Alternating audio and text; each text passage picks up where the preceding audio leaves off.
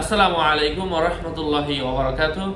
ইন্নাল হামদালিল্লাহ ওয়াসসালাতু ওয়াসসালামু আলা রাসূলিল্লাহি ওয়া বা'দ। আজকে আলোচনা করব স্বপ্নে কোনো ব্যক্তি যদি কোনো ব্রিজ দেখে, সেতু দেখে, পুল দেখে, এর ব্যাখ্যা কি? সাথে আছে আমি মুফতি জুবাইর ইমাম। সবগুলার একই ব্যাখ্যা, নাম ভিন্ন,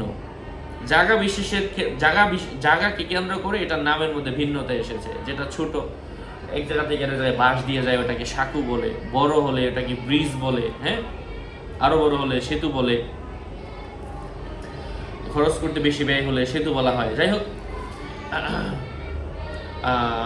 সাথে যুক্ত আছে আমি মুফতি জুবাইর ইমাম। এই বিষয়গুলো নিয়ে আজকে আলোচনা করব। আলোচনা বুঝতে সাথেই থাকবেন। স্বপ্নে অপরিচিত পুল, সেতু, পুল বলা হয় নিচে পানির ব্যবস্থা আছে, ছোট জায়গা, কম খরচে নির্মাণ হয়েছে, ওটাকে পুল বলা। আপনারা জানেন, ছোট জায়গা আর কি। পরিচিত স্বপ্নে অপরিচিত পুল অথবা সেতু দেখা, এটা দুনিয়া বোঝায়। বিশেষ করে সাঁকু অথবা পুলটি যদি শহর অথবা গুরুস্থানের মাঝখানে হয়, তাহলে এটা দুনিয়া বোঝায়।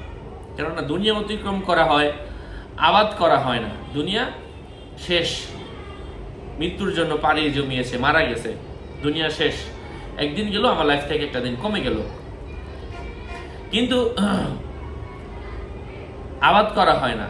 যাই হোক, সেতু কখনো নৌকাকে বোঝায়, কেননা নৌকা দুই স্থানের মাঝখানে দূরত্বটা দূর করে, অথবা এক জায়গার মানুষই আরেক জায়গায় নেয়, মানুষের সাথে বন্ধুত্ব স্থাপন তৈরি করে।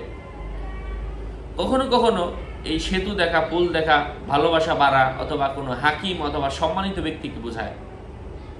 কোনো অসুস্থ ব্যক্তি যদি স্বপ্নে কোনো পুল অতিক্রম করে, তাহলে স্বপ্নদ্রষ্টা দুনিয়া পাড়ি দিয়ে আখিরাতে পৌঁছে যাবে। এটা আবার কারো কারো মতে, কারণ মৃত্যু হাদিসের মধ্যে এসেছে, আল মাউতু জিসরুন ইউসিলুল হাবিব ইলাল হাবিব।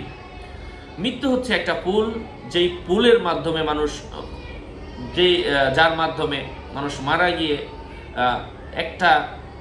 এই পুলের মাধ্যমে মানুষ হাবিব, একটা মানুষ আরেকটা মানুষের কাছে পৌঁছায়, অর্থাৎ মানুষ পরকালে পৌঁছায় এই পুলের মাধ্যমে। সুতরাং এটাকে আখিরাতে পৌঁছার সম্ভাবনা বলে থাকেন কেউ, কারো কারো মতে মৃত্যুর আলামত।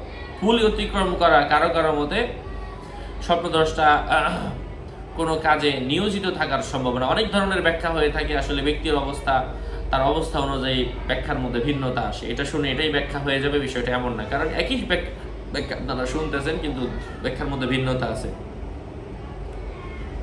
সফর করা অবস্থায় পুল দেখার অর্থ হচ্ছে সে ন্যায় কাজে নিজে আত্মনিয়োগ করার সম্ভাবনা রয়েছে।